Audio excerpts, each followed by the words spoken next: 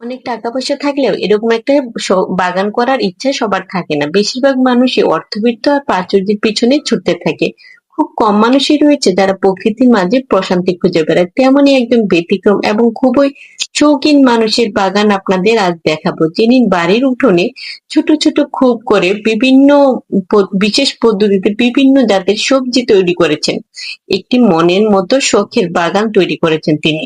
আর এই বাগানে সকাল থেকে রাত পর্যন্ত সময় কাটান। দিনের শুরুটা হয় তার হাতে একটি ঝুড়ি নিয়ে বাগানে প্রবেশ করে, এবং তিনি নিজের হাতে শখের বাগান থেকে তার প্রয়োজন মতো সবজি তুলেন। তারপর রয়েছে বাগানের পাশেই হচ্ছে তার বাসা বা থাকার ঘর। আর এই বাগানে নির্মল বাতাস তার ঘরে খেলা করে প্রতিনিয়ত।